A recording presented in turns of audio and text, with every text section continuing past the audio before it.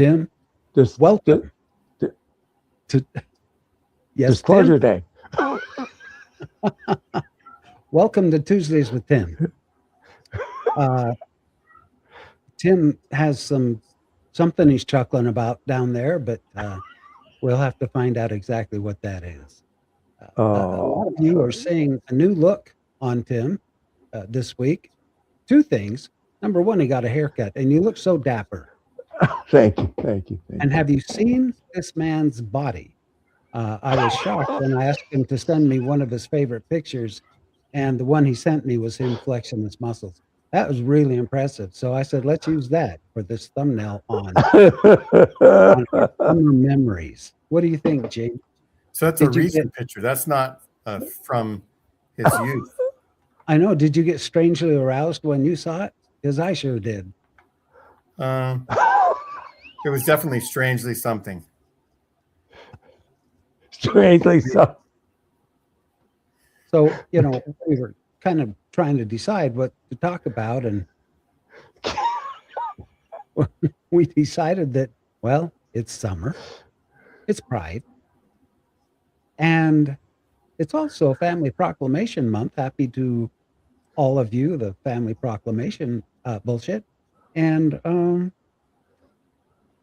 we haven't talked about the favorite things that we do during summer, the traditions, Now, the memories. just a moment. I just read Jay Castor just posted that his father-in-law passed away today. So let Oh, us give our condolences to our friend Jay Castro. So Jay, we're acknowledging you. We're Yeah. acknowledging that you are grieving. I would recommend that you go get C.S. Lewis's A Grief Observed, which is possibly the best book on grief that I have ever read. Uh-oh, my phone's ringing. And I'd say we would do a I moment. gotta go, guys. I'll be back in a minute. Okay, you do that. parade. I would say we would offer a moment of silence, but there's so many gaps when we're talking about things anyway that you just add them all up and it'll be more than a moment of silence for anybody that needs one. Jay, we are very sorry. I'm sorry to hear that. And, grief is difficult and sucks when we lose someone we love. And it's true what they say that grief is the price we pay for love. So we're sorry that happened to you. So, Gene, you mentioned that you used to really enjoy going to the, what would you call them? Sun worshiper clubs during the summer, you and Michelle? So Nude beaches, as most of you would know them. Yeah. yeah, we'll all start off by saying this is my birth week, and that next week is Randy's birth week. Oh, that's right. So I'm going to be older than Randy for a week. Gonna be. You're gonna be. But Yeah. right now we're the same age. Yeah, but summertime, I did spend a lot of time as a youth in the sun. We had a cabin in the Sierras, and we would go to, they had a pool, they had a lake, and even other times before I even went there, we would go, boys running around shirtless in the neighborhood playing tag or playing baseball or whatever on the warmer days. And so there would always be that first burn. And then we'd spend time peeling the flakes off. Right? And then the next time it wasn't quite so bad of a burn. And so we'll see if I get skin cancer on my back at some point and over the next 20 years. Yeah, I'm kind of trying to stay out of the sun, what with my history of skin cancer. Oh, No surprise, growing up on a farm in Arizona, and we never wore our shirts when we were out, hauling hay and stuff. And yeah. But you don't get a sunburn talking about it. I thought that it just, a tan was just what you needed to do. Yeah. And then because I didn't listen to the warnings, who does when they're a kid? But now I'm paying for it because I'm getting these skin cancers cut out that I probably got back then. Kind of sucks.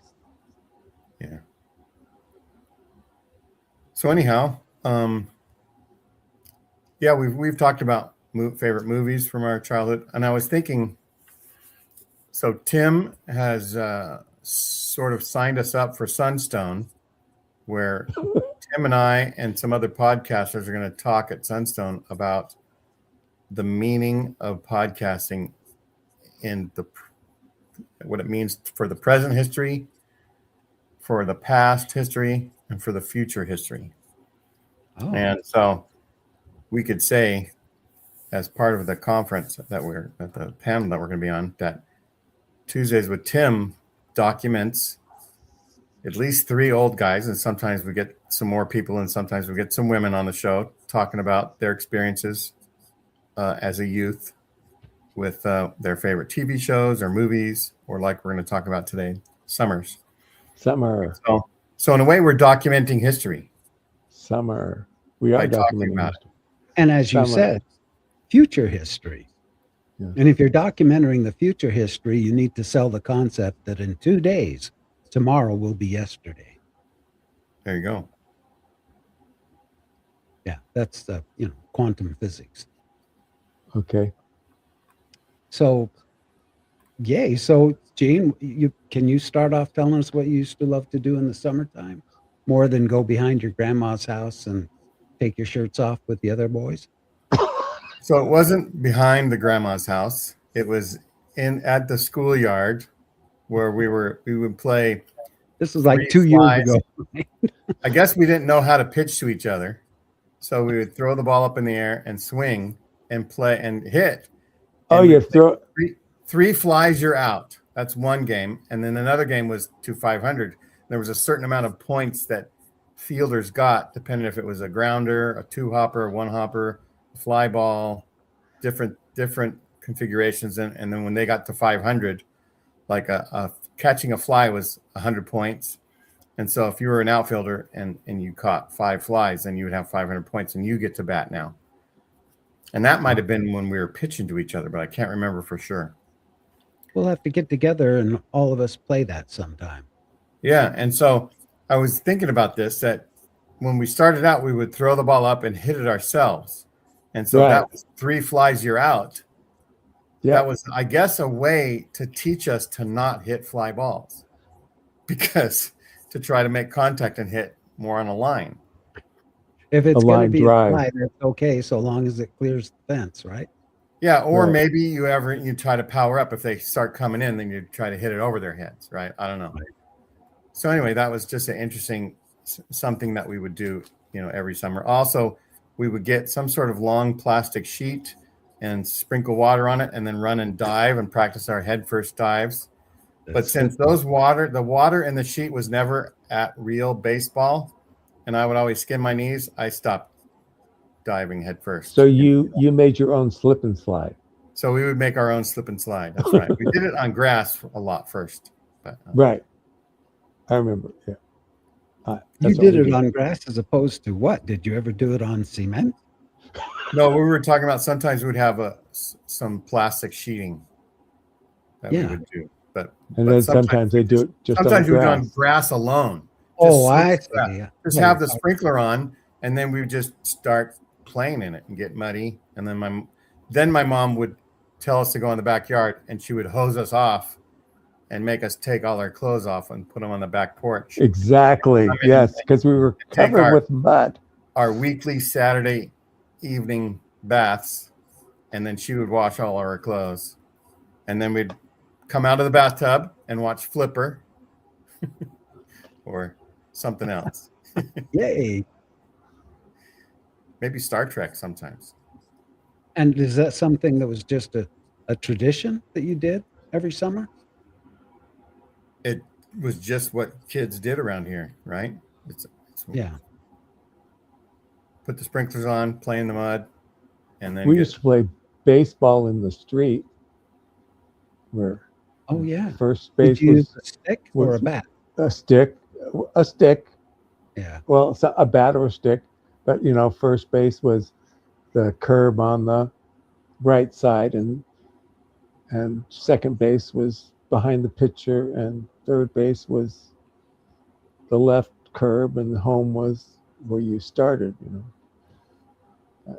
just have, those were fun times. Or the neighbor would pull out his airplane, his control line airplane, and fly it around and let us fly it around the street a few times. I used to love Or we had those cars, those hopped up cars with a engine, gas engine, and the little roadster going around in a circle on somebody's yard. We were very creative. My neighborhood, when I grew up, from the time I was 11 or 12, we moved to another house, but the Greenfield house we did all kinds of stuff. Yeah. I mean, Gene's talking about playing in the mud. I got covered in mud. There are photographs of me in the family album just covered in mud from head to toe. And my mom used to take a hose and squirt me down. And then there was going to the beach, I mean, going up to Pico Boulevard and get on the bus. Yeah, because you grew up in SoCal, right? Yeah. SoCal, and you get on the bus, and the number 10 bus, and go all the way up to Santa Monica Pier for a dime and spend all day at the beach and come home. You had like $1 for food. Yeah. You come home at the end of the day. Did that a lot. I know what Diamond Dave did in the summers in Minnesota. Maybe just kill mosquitoes all day. I don't know. Yeah. Well, taking $1 for food to the beach. Yeah, you could. A day where you could buy one of those huge big hunk candy bars for a dime. Yeah, like a dime. They were always some of the cheapest. Brother Jones, welcome. Brother Jones. Hi, Brother Jones. Been a while. How's it going? Good. Good. I've been on walkabout the last couple of weeks, so I'm cool. a little out of it. Walkabout. That's right. He was visiting China. Yeah, I'll just say one thing. Of course, China's probably monitoring. They got my face scanned right now. The facial recognition and monitoring of everybody in that country is off the charts. That's all I'll say right now. Serious. It goes up to 11. You would not believe. It's almost like Big Brother is alive and well. Dude, they track you everywhere. I thought I was gonna have to have facial recognition and DNA testing just to use the bathroom. It was nuts.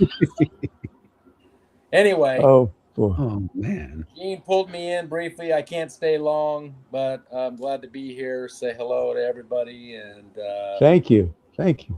Yeah, I need to touch base with you guys offline sometime in the next couple of weeks. It's been busy. Anyway. Okay. Well, hey, before you go, can you maybe tell us what your favorite summer memory or memories or traditions were?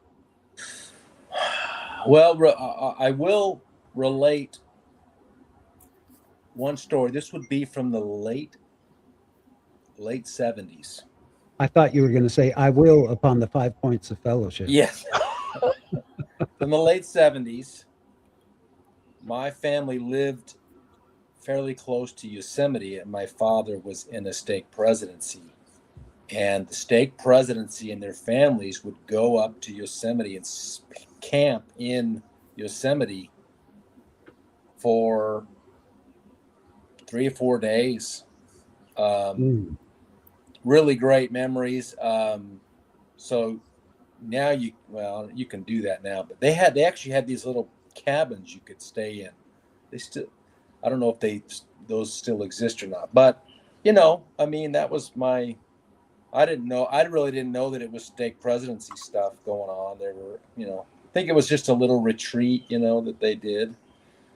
That was always enjoyable. But another summer memory, I had a family friend my age. It was a few hours away from us, and we would always go see them in the summer, and that was very similar to kind of like Huckleberry Finn life. We would just roam. we would go out into fields and go catch snakes and lizards and, you know, see jackrabbits. And we, you know, that was childhood life in the 60s, 70s, even in the 80s. They call it free range childhood, right? Yeah. And that just doesn't happen anymore. So that was always fun to go up and see him, and we'd kind of do a little mischief here and there. You know, How did you know what time it was to come home? Because I know. Oh, that's an interesting question. It's how the moms decide to call the kids in. Well, this is a funny story.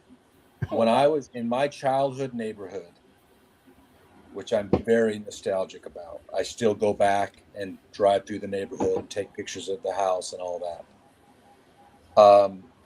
When I was a kid, this would be in the 70s. We left this area in the late 70s.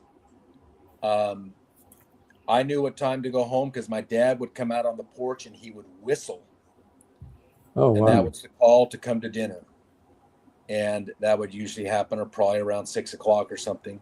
So that was, I mean, I could hear that almost anywhere from where he was really good at whistling.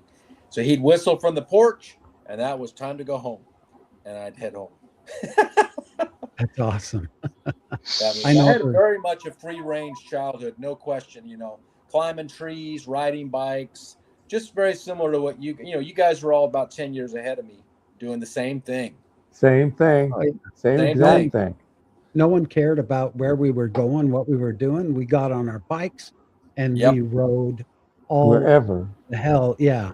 That's because there were so many kids. They had no value. But now the kids are the supply of kids are so low that they have more value. Well, That's expensive.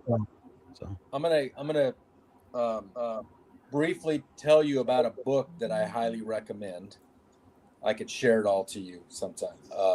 It's called The Anxious Generation by Jonathan Haidt. He's the same guy who wrote The Righteous Mind. You've heard that book. Okay. But this book about anxious generation, he explains how childhood changed dramatically when the cell phone hit children's hands. Okay? Yeah. Oh, yeah. And how kids don't go out and play with each other anymore. I mean, I saw this in the 2000s for sure. And we had a very different childhood in the 60s, 70s, and 80s. And it just created a very different psychology. And sadly, not good for some. Anyway, that's my memory. That is lovely. Wow. I think it's funny to listen to how all the parents called their kids. And we had a woman in the neighborhood she did this yodeling. And I mean, how embarrassing for the kid. Because she'd step out and yodel and all that. And it was loud. I mean, it traveled, probably not as far as your dad's whistle, but it was loud. So everybody knew that kid had to go in. But my rule was when the street lights came on, I need to be in the house. Yep. The street light. Yeah, we had street lights too. Yeah. Yeah. When the street light came on, it was time to go home. Yeah. That's what the song said. Well, and where I lived, I mean, in summertime, that street light wouldn't come on till maybe 8:30 at night or 9. That's right. That's right. I mean, we played kick the can, that kind of stuff. I mean, I remember this neighborhood had, I mean, there were How about Simon Says? There were 6 or 8 of us who were kind of regularly that, did things with all different ages, from ages, say, 6 to 14 or 15, something like that. But anyway, it's changed. It's changed a lot, obviously. That's right. Red Rover. What was theirs? Thank you, Hallie. Ring of the Roses. Going around. Ring around the rosies, yeah. Ring around the rosies, pocket full of posies, ashes, we all fall down. Yeah, and that's supposed to be some macabre thing that happened like in the 60s. It is a macabre thing. It's about people got rose fever or something like that, and then they had to burn the bodies. When they got make a song out of it, and the plague. they The would plague. have kids carry a pocket full of posies because they Right. thought it would deter the bubonic Oh, plague. I'm not familiar Yeah. with that. Street football. I'm sure you're all familiar with street football. Street football, street baseball. Yeah. Yeah, yeah. Well, we I had mean, our own version. Yeah. What were the plastic balls and bats? wiffle ball. Oh, the wiffle balls. Wiffle balls. Absolutely. The Wiffle big We ball. had- bat. We had a big field behind all of our houses. Mhm. And so when it got dark, because we'd have sleepovers at one or the other's place, and then we'd go out in the field. And the rule was we each got a box of matches, of those wooden matches. And I mean, it was dark out there in the no moon Arizona. And the rule was every minute you had to light a match. And everyone started pelting rocks in that direction. Really? Yeah, you'd have to light a match and then cover your head up and run. Funny. Yeah, it was all fun and games until one of the kid took a rock to the head and Yeah. went in Uh-oh, bleeding and ouch. crying. So Well, Ouch. some people here would know. Some of the pranks or things you would do. I don't know when egging cars was a thing. Oh, it was a thing in the 50s and the 60s. Yeah. Yeah, I Egging did that. somebody's I did house. that once or twice. Egg a car. Or of toilet course, paper house. Yeah, toilet paper houses. Yeah, that was pretty harmless, but yeah. well, unless you shredded the paper up in little pieces and then turned their sprinkler system on or their Oh hose. yeah. Well, Yeah. some Or people got- would egg houses too. You know. Yeah. But I was just gonna say, it seems to me. I mean, I remember in the '70s, Little League baseball was important, right? I don't know if that's really the case in the last 25 years. I don't really know if they do that much anymore. But Little League baseball was a really important part of my childhood for sure. Anyway. Yeah. I'll listen now, and I'll step out here in a few minutes. Thank you for coming in, Brother Jones. Yeah, we're good to glad see you guys. dropped in. Yeah. What about you, Mr. Tim? What are your summer ambitions? Wyoming, going to my uncle's ranch in Wyoming. The 4th of July with fireworks,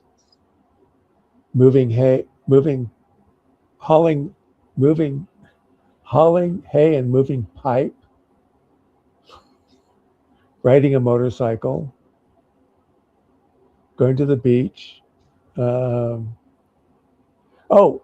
July 4th, and then the 24th of July at the behind the LA Temple, there was this huge field where we'd have our 24th of July celebrations for Westwood and Westwood Second Ward. Huge combined event. Did that for almost 19 years when I lived there. Every July 24th, we'd have huge celebration there. Wow. For Yeah. Pioneer Day. Pioneer Day. I never knew it was Yeah. Pioneer Day until I was like 20. The stake would do something, and they probably would call it something, but it didn't dawn on me that that was the day that the pioneers came into Utah. Yeah. One of the things that we did frequently in Arizona, and I know this is a repeat of a story from some show we did, but the big thing was there's a Falcon Field Airport, as they call it, in Mesa, Arizona. And it's a Right. smaller airport. So it's not like an international airport, just private planes mostly. But it was equipped for big planes to land if they had to. But they had a public swimming pool there. And so that's where all the ward parties were. And I'd walk in, and there's this guy that was in our stake, in my ward, actually, Brother Frazier, who would bring a pickup truck full of watermelons, because that's what he did, is he was a watermelon farmer. And that was really, he had the sweetest, the best, most succulent watermelons on the planet. And so we'd swim for a while, and then we'd get out and have a picnic and as much cut up watermelon as we could eat. And then after we all had to wait a half hour or you would drown. So after a half hour after the meal, it was right back to the pool. But you know what I always took note of was all of the women at the ward party would swim in their damn clothes. They'd have a t-shirt on and capris, and that was their swimsuit, so they could wear their garments when they swam. And I remember thinking back then that was singular and dumb. But Yeah. I remember the community pool, or we had a neighbor that had a pool when I was in my teenage years. We'd go there and swim. But there was Also, there was the summertime was going to the matinee, yeah, that too. like a Right. quarter or something like that. And it didn't dawn on me, but my mom would give us, like, I had 2 older brothers, 2 younger brothers. And I don't know if we all went, but she would give us, $5 and we can go see a few movies in a row. That's probably when my mom and dad had conjugal visits. The But matinee. we had So- double features too, Gene. Remember? Double features. Right, Oh, that's what I'm okay. saying. You got all afternoon to have fun without the kids. Yes. The going to the movies, for some reason, made me remember. How many of you remember the advent of the really important American cultural phenomenon known as the Big Gulp? Sure. The The 32 7-Eleven ounce big drink from 7-Eleven. Gulp. Yeah. yeah, buddy. And then they Right. started letting you get the Slurpee in the big gulp size. At first, it was just the soda, I think, but then they. I didn't know that, but I want to say, it'd be interesting to know when that came out. I want to say that came out in the late 70s, Probably. but That sounds about right. yeah, that was the beginning of the end for American health. Yes. Yeah. Yes. Darn, I'm hitting the Well, wrong see- button. So. And yeah, I think it was the 70s. I remember getting those Slurpees in the hot Arizona sun and start gulping them down, and then I get this horrific brain freeze. Uh-huh. And you think Yes. your eyes are going to drop out of your head. Yeah. Yeah. Yeah. But it tasted so good, you didn't want to stop drinking it.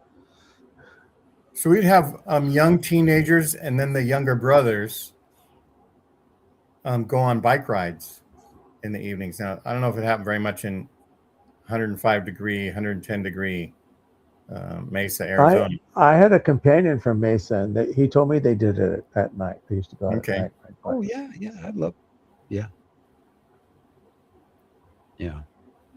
then- Nighttime is a good time to party in Arizona because it doesn't get cool, but it gets coolish. I remember the first time I took Amanda, we went to Scottsdale and stayed at one of these Scottsdale resorts, and she was at the faucet waiting with the cup, and I was laying on the bed reading, and the water was running and running, and said, "Hey, baby, are you okay?" She goes, "Yeah, but how long does it take for the water to get cold here?" I'm like, Ever. "You're going to be waiting a long ass time." A long Yeah. time. Water boils faster in Arizona because of that. Because you Yeah, start off doesn't with get- 105 degree water. Doesn't get cold, that's for sure. Yeah, I think they still have the big gulp, but those were things that started out new. And so also when I was a kid, looking at the moon was a good summer thing to do. And Yeah. on July 11th, 1969, we saw the Yes. moon and there was a man on it. On the moon? Yeah. Was that, So we was watched that TV. You mean July 20th? Oh, 20th. July Yeah. 20th. I think they lifted know off that. on the 11th. I think they lifted off on the 11th or something like that. Well, yeah. So I know whatever that July because day I that had was, we would watch them walk on the moon, and then we ran outside and looked up, and I just saw somebody on the moon. I was suck like- at that game because I can never find the man in the moon. I don't know if Yeah, I'm looking. there for finally was a space. man on the moon. The never big been able- gulp came out in 1976. Yeah. Okay, So, 76. Brother Smith That's is correct. one of So the great here's something American my inventions. brother, who was kind of a firebug. Did you guys have that, like a neighborhood firebug guy? My Yes. brother was like that guy. So 4th of July, we would wake Oh, up in the that was morning of the neighborhood. God. we would wake up in the morning of the 5th of July, like at 6 a.m., and we'd walk the streets, try to find the people would set off firecrackers all in one like strand, and not all. Some of them would blow away without blowing up, and so he would find the duds or the ones that didn't get blown up. He would come home and he would take out all the gunpowder and do stuff with it. I don't know what he did with it. Oh, I did that, and I put it all in a pen Into a flash. into a what I guess a Sharpie. Now they call them Sharpies, but I took it apart and I filled it full of gunpowder. I mean, packed to the brim, and I lit it expecting it to take off. No, it blew up. Yeah. It was a big firecracker. Because the orifice. This reminds me. Did you guys ever make what we called matchstick bombs? Yes. You cut the ends off the match. Cut the ends off a match. Match. No, not a wooden match. No. Well, we use wooden. We use the tips of wooden matches. And you put it in the CO2. You cut the end off the CO2 cartridge, and you stuff it full of matches. Well, we didn't use wooden matches. We used matchbook matches. You cut them up, and then you'd launch it, and it would go whoop. That's different. Well, again, I would do this with a specific friend. You cut off maybe, I don't know, 75 or 100 heads of a wooden match, and you put it in a piece of paper and you wrap it up in a ball, and then you tape it very tightly with electrician's tape. Right. You make it about the size of a racquetball or even baseball, a little too big. Anyway, you launch that way up high, and it comes down and it hits the ground, and it ignites it, and it kind of bounces, and then it explodes.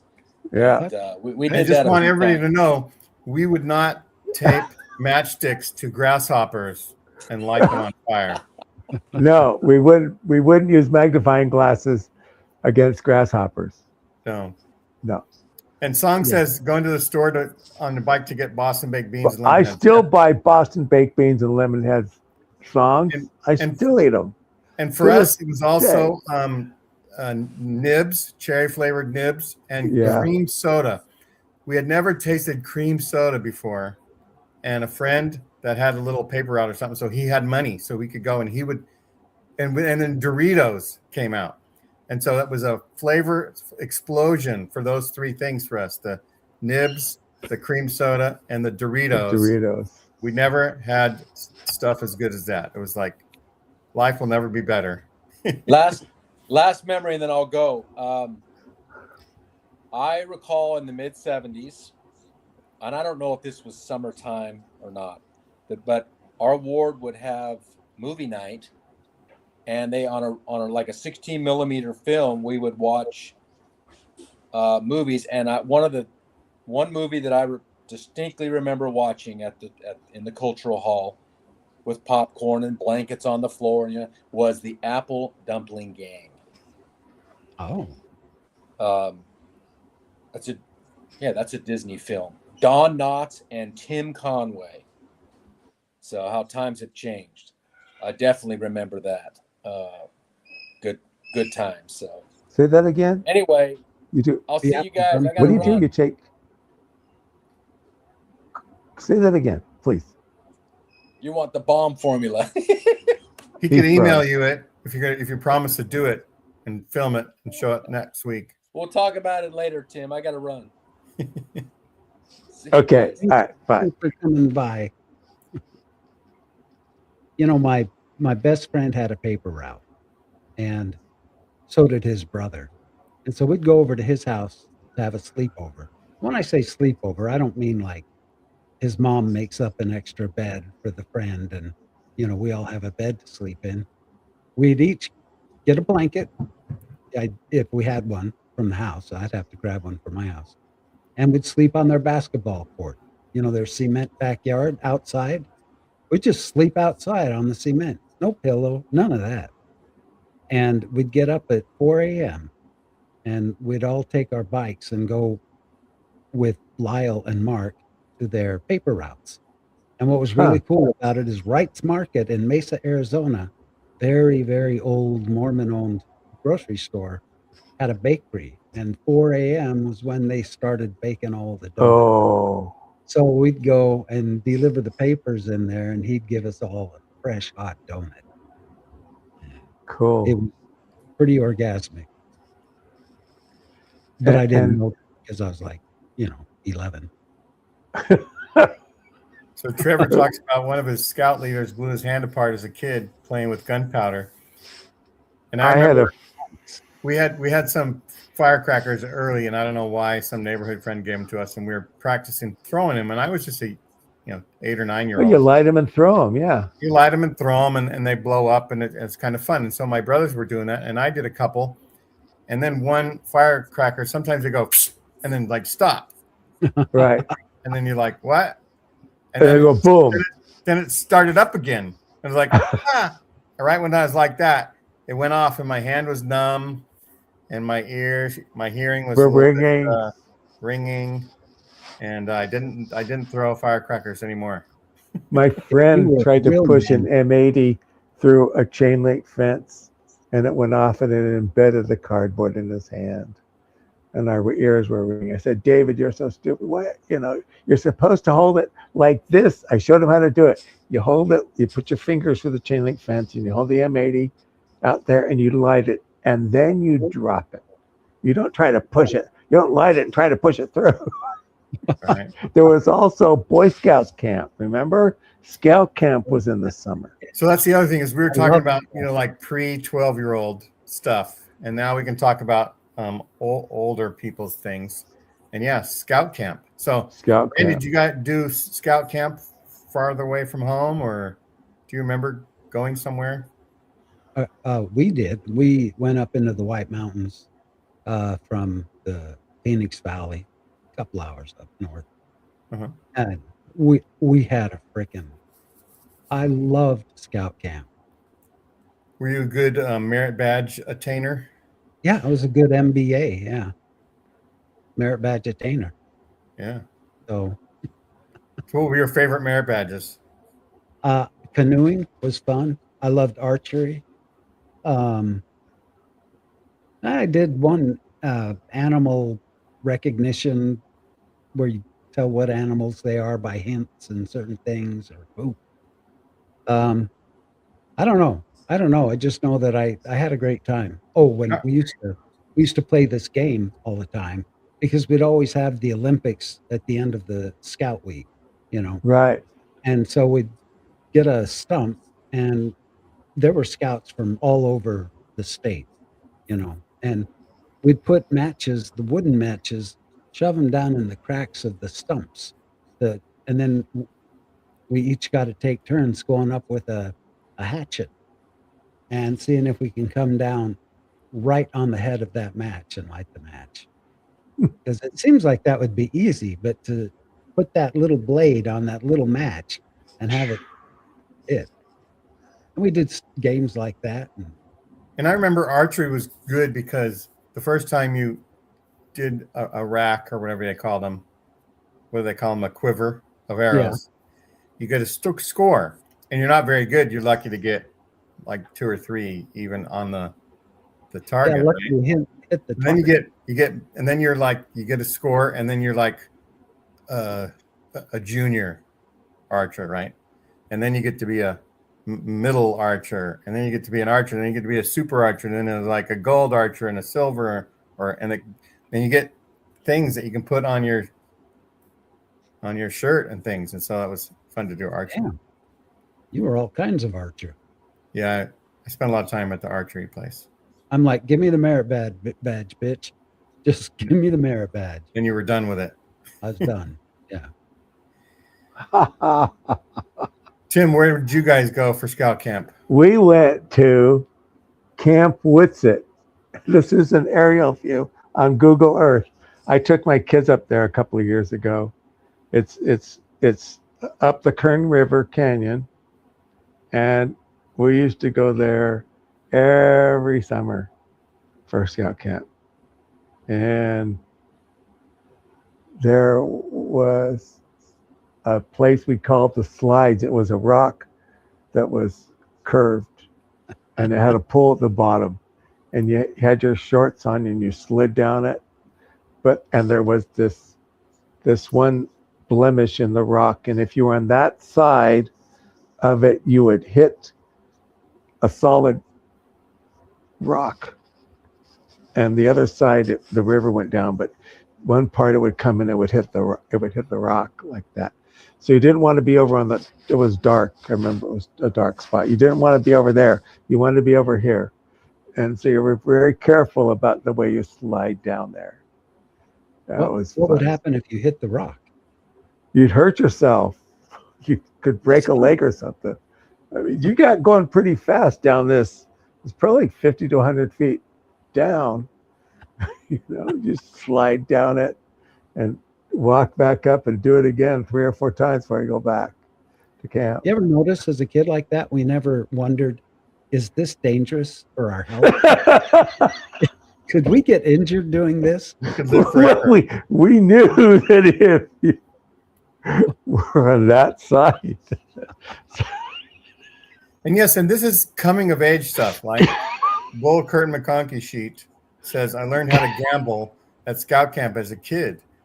And so, yes, we learned other things that we didn't maybe experience at home or other safe places. Because when we go to camp, there were bad Mormons that would come, right? The inactive boys that would go to scout camp because it wasn't church, and so they would go to that. And they're the ones that were the rough cuts. One of them might have brought a Playboy magazine and shared some pictures, and another one might have brought cards or something and played. But there was also non-Mormon scout troops, right, that we would interact with, and they would swear, and we knew that we were better than they were because we, were Mormons. But well, this is where we threw Johnny Osmond into the creek, into the Kern River. There wasn't a merit badge for that back then, I don't think. No, there wasn't a merit, but Merrill and can't remember the other one, but it was Dennis, David, me, and it was me and Dennis, Dave, and Merrill that did it, that grabbed it. The river. Yeah, and there was a lake there, and when we went up there, the lake was empty, and it was so shallow. I remember it being like 5 or 10 feet deep, and it wasn't that deep. It must have filled in, but yeah, I love that camp. Yeah. The only problem with Camp Geronimo's lake that we would do our canoeing in is the scout leader had this great idea that we'd get out to the middle of the lake and then we'd have to tip it over and swim in. And that came to a quick end when one of the very first boat jumped in, and here's a big old rattlesnake swimming out, the water moccasin. And that put an end to that part. Wow. Yeah. But, taking a Playboy magazine scout camp, that was child's play. I'd take a hike 2 miles over the hill to the girls' camp and grab 3 or 4 of them and take them back to scout camp. Yeah, right. Here you go, boys. Would you tip them? Would I tip them? Is that what you said? Pimp. Oh, right. Tip Yeah. them. Yeah. I get your chocolate chip cookie tomorrow after the meal. Yeah. And so that's the other thing is, like, as you get older and you can drive, somehow I found my way to girls' camp once with a friend of mine. And we went to say hi. And some of the adult leaders let us say hi, but they didn't let us stay long. That was an interesting thing. Wow. Camp Maple. I don't know what state Camp Mapledale or Schofield is. Ohio. I'm just guessing. Maybe Utah. Well, could be. Is there a Schofield, Utah? I think so. The Mormon atheists used to go to Snodgrass tanks in Arizona for scout camp. Oh, the water. Or were those the big water tanks, white tanks on the mountain? Maybe. My son's scout camp used to go up to San Jacinto above Palm Springs when I went with them. Yeah, so if anybody wants to come on and tell us their stories, Yeah, it's time. See, It's there time. was a rifle range there, and there was an archery range. And If there's there a female who's out there who was a young woman at some point in their life and wanted to talk about what girls did during the summer other than stay away from some of the young boys. Oh, so you're looking for a female that was a young woman at one point in their life. That's right. Good luck. I'm narrowing the range.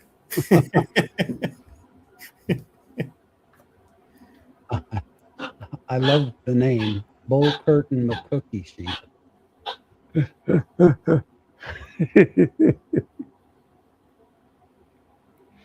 Yeah, I remember that. Brings back good memories.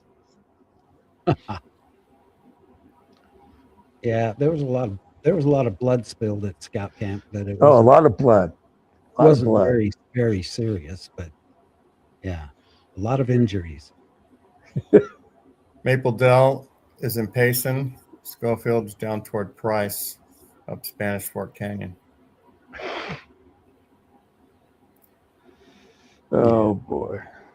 Well, I know that sleeping over was just one of our most important activities because it's like once the sun went down and we were in their backyard, we could do anything. We could go anywhere, anything we wanted. I mean, we usually stayed put once nighttime was there, but if we wanted to sneak away, that was not difficult. We had this huge canal that ran north and south through Mesa, Arizona. It was a drainage canal, and it, over years of time, people riding their bikes up and down the walls of this canal, it got real steep and then we'd go flat, and we called it dead man's trail. And we would get going so fast on our bikes, zooming up and down the high walls of this dirt canal. It was just the funnest thing ever. And we could just, and what kills me is when I go to ride my bike now, if I don't even have a bike, what am I talking about? But if I get on a bike and start pedaling, my legs get tired. That never happened as a kid. We never even knew what getting tired was while riding our bikes. And then feel free to respond to that if either of you want to or not. But anyway, it was really fun. It was Dead Man's Trail, but we never died.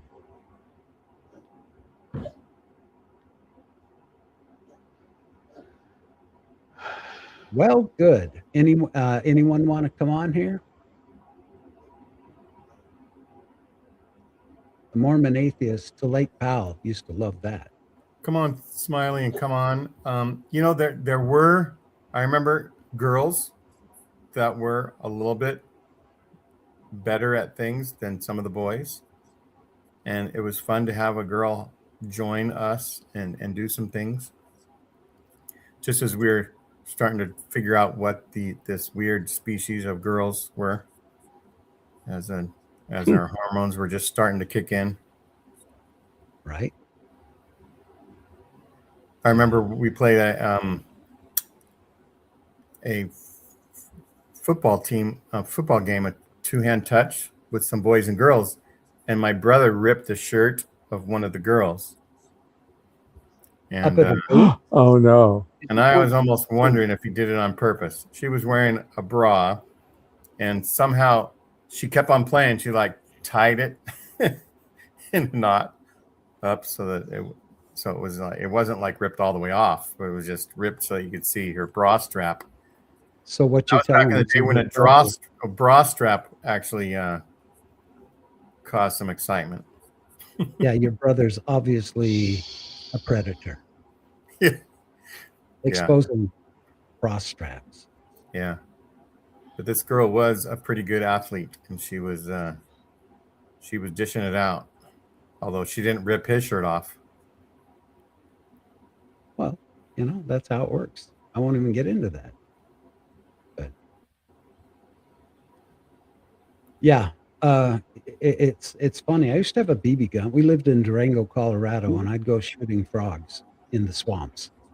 There's a certain smell the swamp had that would just bring all this memory back. We But, used to go I out had a and BB shoot gun. magpies and rock chucks because the rock chucks would eat.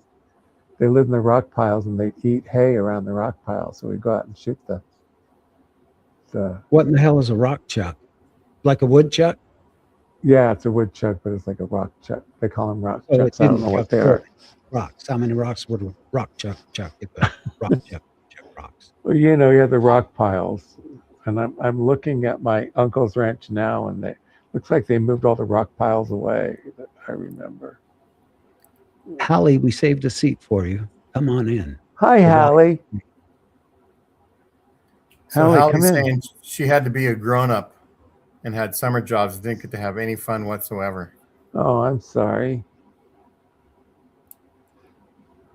Well, I had to work, but it was from my dad. That was Well, I worked for my dad too during the summer. Yeah. I would have rather worked for anybody else but him.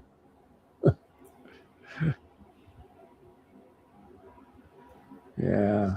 So I used to go hunting frogs in the swamp. And I had this BB gun. It was a pistol BB gun. Most kids had a rifle. I got a pistol BB gun and I I loved had a it. rifle. And I took that thing down to the swamps every day when we weren't working the horses. And I got to where I could cock that with my thumb. Well, no one could understand how that could be because everyone else had to use two fingers and strain to get it back.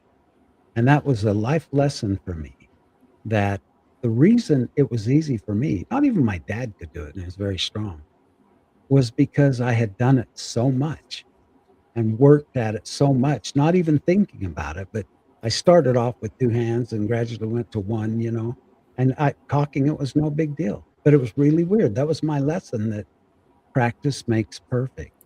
You because Bull Curtin McCookie Sheet was talking about, yeah, he remembers riding a bike too and not getting tired back then. But now we get tired because we're not used to cocking Out of that practice. anymore. Yeah, Yeah. a little out of practice. And so it's a good thing you use that practice as a law enforcement officer, because otherwise it would have gone to waste if you became a hairstylist or something. Cocking my own gun. Yeah. Yeah. Yeah, I had a BB gun. It was a rifle. I had a 22. A rock chuck is a yellow-bellied marmot. Marmot. Okay. Oh, And you're not they- just they trying marmot. to make them feel bad by calling them a yellow belly. That's I didn't know what they were called. I just looked it up on Google and they're yellow-bellied marmots. I had never seen marmots until I moved here to Washington. They're all Like- over the place. Yeah, I mean, like they would eat the hay, and so Harold said, "Go out and kill them," because they ate like 10 or 12 bales. That's a lot of Gee, So hay. you weren't doing it out of cruelty towards animals. You were doing it to protect your crops. Well, I hope you ate them. Yes, after to shooting protect the them. crop. No, No marmot muffins or I Dogs. felt bad one time when I shot one, though. I felt really bad when I shot it and saw it bleed, and I felt really bad. But oh, did you he stomp said, on "Oh, it, you'll get over it, kid." put it out of its memory? I mean, I put it misery? out of its misery. Because they used to build these like beaver hutches in the canal and block the water. Oh, So, well, they're yeah. pains in the ass, aren't they?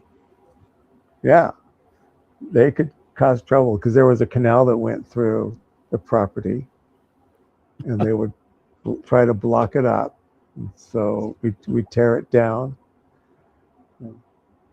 because that was the irrigation water for the whole valley coming down from the Wind. His ranch was right up against the Wind Rivers mountains, and I mean, he always had a 30-06 or a rifle in the truck when we'd be baling hay, and he had this one spot that he would practice shooting at where the elk always would come down. They always would come down this one spot, and we'd always practice shooting at that one spot. And one time we were out in the field hauling hay, and the truck stopped, and he said, "Be quiet."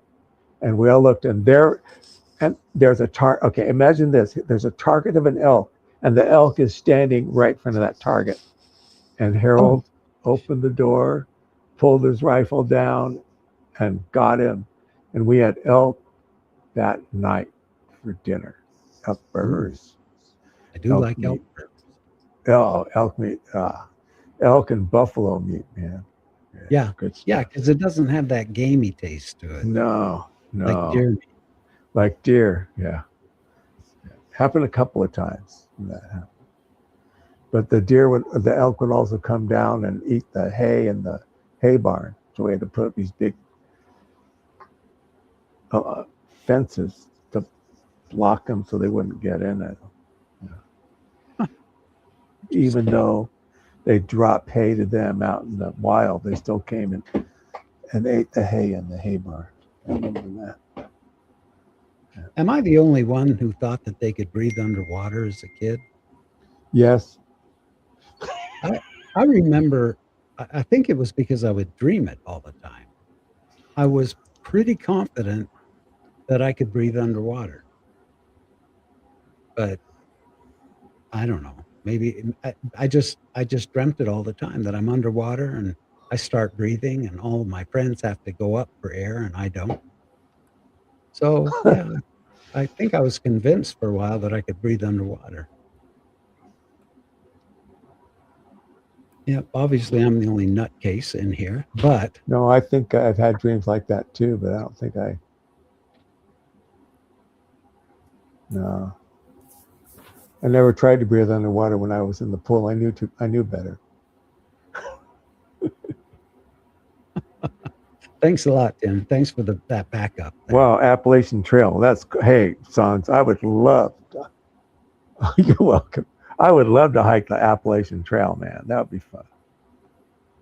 We hiked parts of the Muir Trail one year. Wow, 50 miles is a long ass hike. It is a long hike. They had this camp up off of Mulholland Drive that we do a 5-mile hike along a fire road, and then we get to the spot that was a Nike missile base, and they bring water out so we could drink water. And rather than asking us if we wanted more water, they just poured it all out. Oh no. Yeah.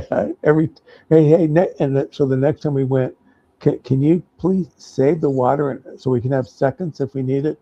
Okay. And so the next time we went, they did that. But I can't remember the name of the camp up there. It was one we used to go. Remember that you couldn't go on Sunday if it was a camp out. You had to go Friday night and Saturday, and then you left Saturday afternoon so you could get to church the next morning. Yeah. But when we were at Camp Witsit, they had a chapel out there in the woods, so we could hold our own services up there. Remember that? That's cool. Yeah. The girls did that. That was a thrill of mine to get to go as a deacon, to go past sacrament at girls' camp. Yeah, I when my ex-wife and my daughter were in girls' camp, I used to go up there with another member of the ward and guard the women. You stay all night, all day to guard them, make sure they're okay. Yeah. Well, yeah, it was the bishop and I think we're the only two. He would bless the sacrament and I would pass it. Yeah. Well, that was the second counselor, I think, in me. think I was in Elliscorn presidency. It was either Elliscorn president or the presidency.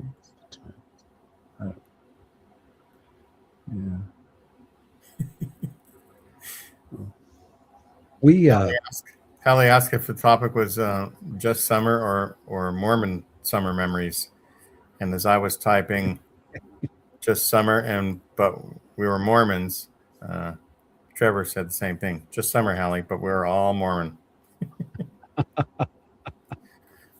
I'm a little scared of songs of our own now. Yeah, with the hiking. Appalachian Trail hike.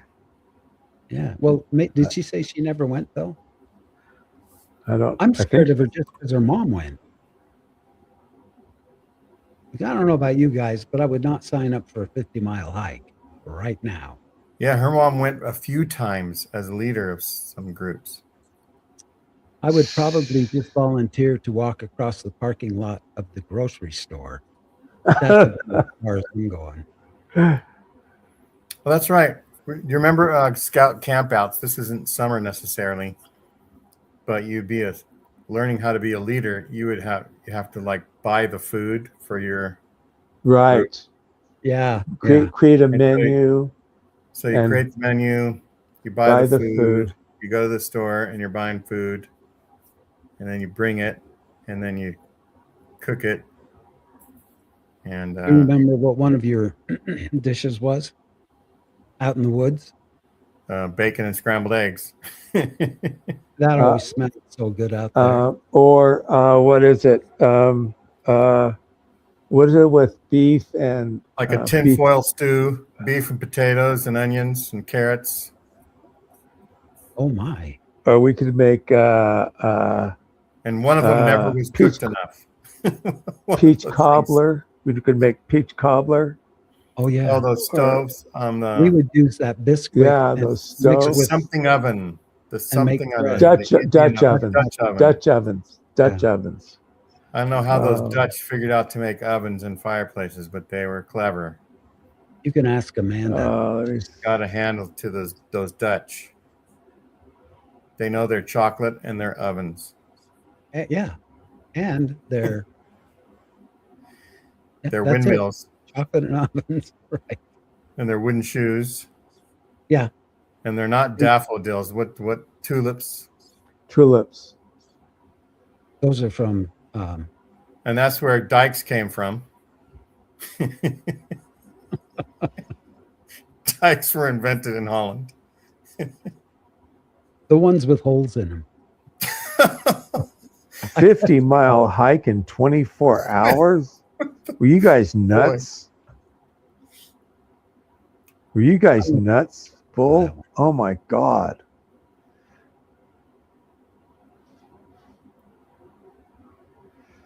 Oh my gosh. I think the longest I ever did was a 20 in one day. So yeah, Songs is saying that apparently when they would be driving or doing a long trip at testimony meeting, the family would tell stories about things, and that would make the kids embarrassed. That could be a show. Like, when did your parents make you embarrassed? Maybe someday.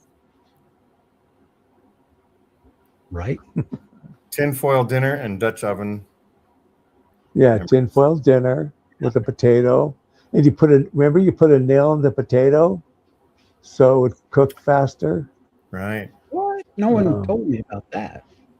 Yeah, that's probably what the Romans were doing with Jesus. Yeah, right. Yeah. Right. No, you put a nail in the potato and wrap it in tin foil, and it cooks faster. And you could put cheese and like an au gratin potato in there. I'm getting hungry. I'm getting hungry now that we're talking about this. Oh, remember biscuits, where you take water and Bisquick and a stick and just stir it and cook it over the fire. You cook the dough over the fire until it got brown, then you eat it. Or where were you, Tim? I just talked about that. When you were talking about your peach cobbler, I said, or take the Bisquick get it wet, and put it on the Okay. stick and then cook it over the fire. Hey, was I'm a really little good. I'm a little slow. I'm a little slow. It's really good bread. It is Probably really good because- bread. And Probably then because you're in the mountains with nothing else, but it sure seemed it good. was, let's see. And of course, s'mores. Everybody had to have s'mores. And then you had, you made a stove. Remember High C, the big cans High C came in? Yeah. Those, and you cut the bottom and open with, and you could flip open, and it'll be like a stove. And I used to cook bologna on top of mine, cook bologna Oh, or yeah. hamburgers on that. Yeah. Those Yeah, are you make I a made a stone couple. of those. Are those number 10 cans? Is that what they call them? I don't, maybe So you would make holes in the bottom so that the smoke would Would come out of the bottom, and the heat come would out be rise to the top, and that would be top. your Yeah. cooktop would be the top of the can. Yeah. That would be your That's because they're teaching us survival skills, because back then there were number 10 cans just laying around everywhere, and so you just grab one. jelly and butter. Okay. Yeah. Trevor, what did Trevor say?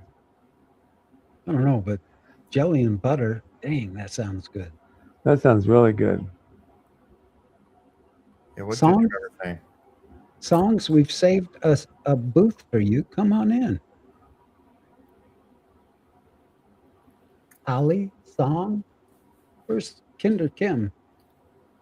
This show's starting to feel a lot like Summer to me, because there wasn't much happening.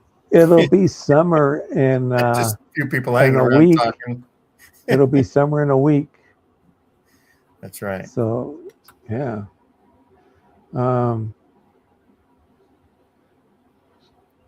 Wait, what did Trevor say? Jesus was sun-dried, not baked.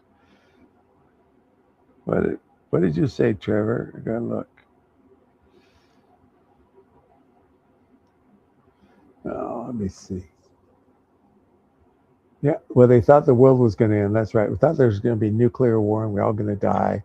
So they were teaching us. And that's how the young women's is too, though. My mother was a Girl Scout leader, but she also was young women's camp director. And she said that those were survival skills they were teaching the girls. And the same thing with us boys. They taught survival skills because they were convinced the world was going to end. Man. And scouts, you had to have like a little survival kit with some fish hooks and just enough string to dangle in the lake, and you had the wax around the matches, Right. So they Make get it waterproof. wet. Waterproof. You waterproof the things. What else Had do a those compass. kids have? Little compass. Got to have a compass in there. We were ready for the end of the world.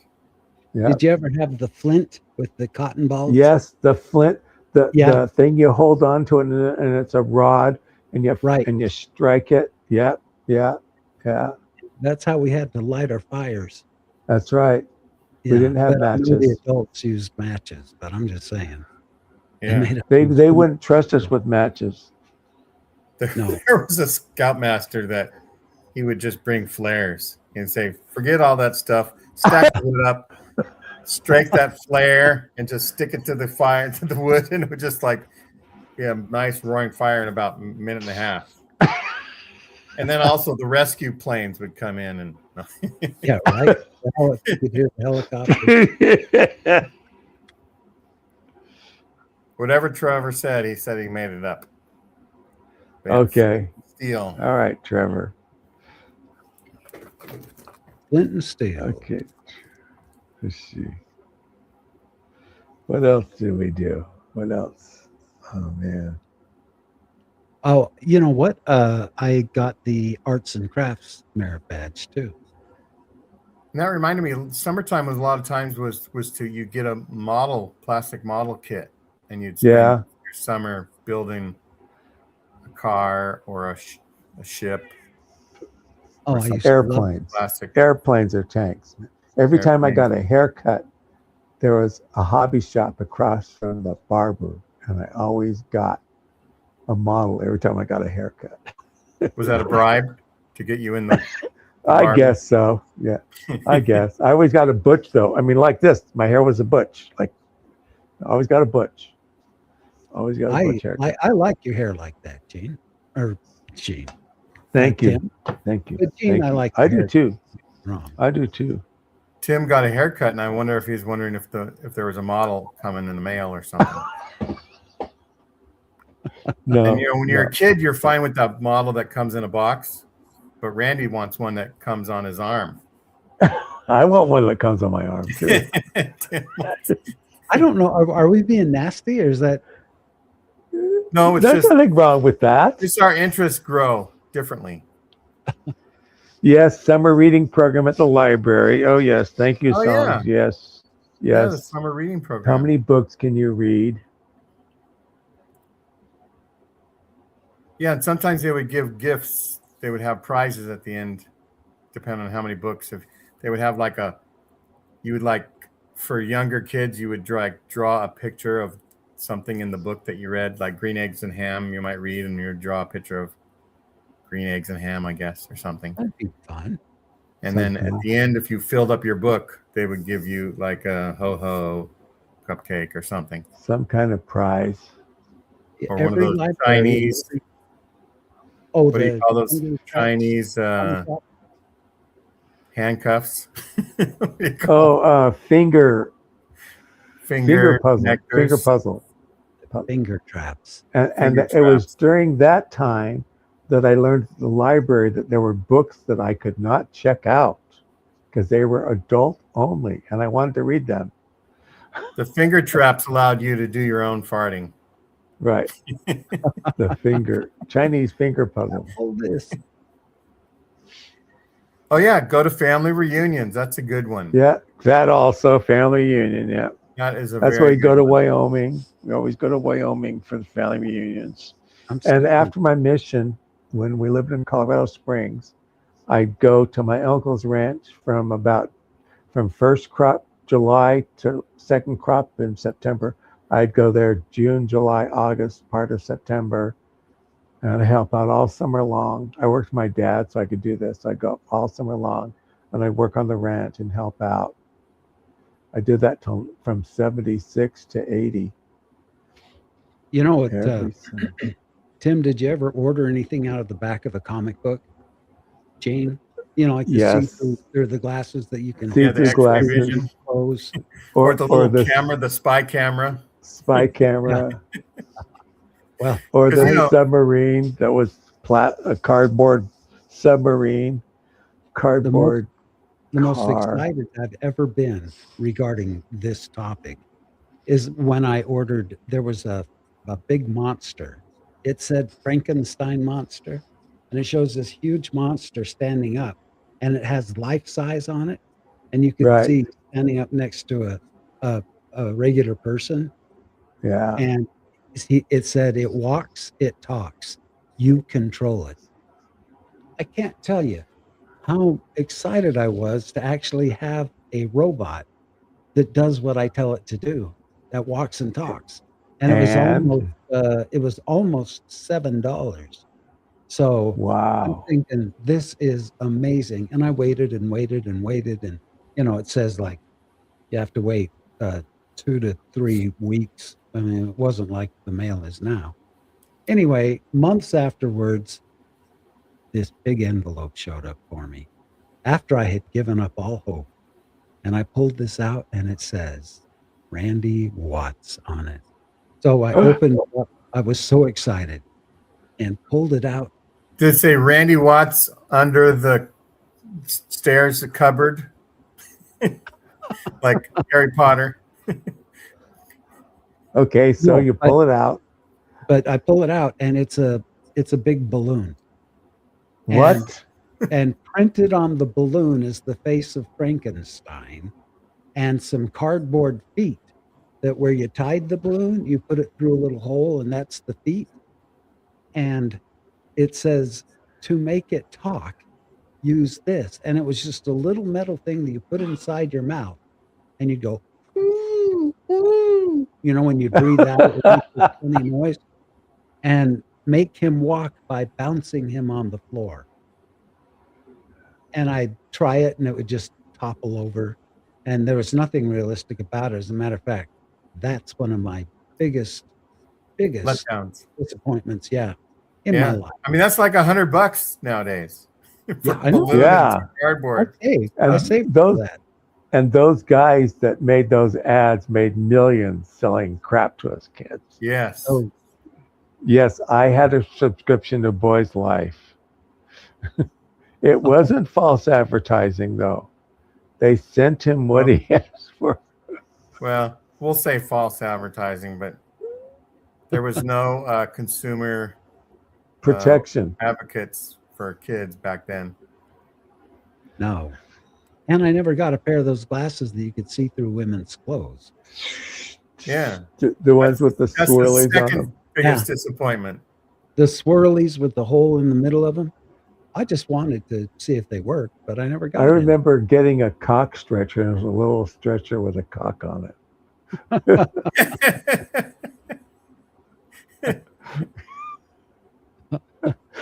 It was a cock Rocks and stretcher. sea monkeys. So yeah, the sea monkeys. That's what I thought at first you were going to say about the monsters. No, I Sea never monkey. ordered sea monkeys. So I what are never they, ordered like, brine fried shrimp. or something that you put them in Brine water? shrimp, yeah, brine shrimp. I think I did order sea monkeys, and it was very anticlimactic. Yeah. Or I had a friend that did. Someone did, and it's like it's just these little. Because I was expecting these monkey-looking things with all these bright costumes on, like they showed.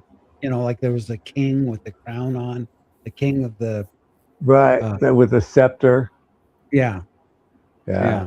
And a queen, and I'm thinking it's going to be a community of living Oh, people.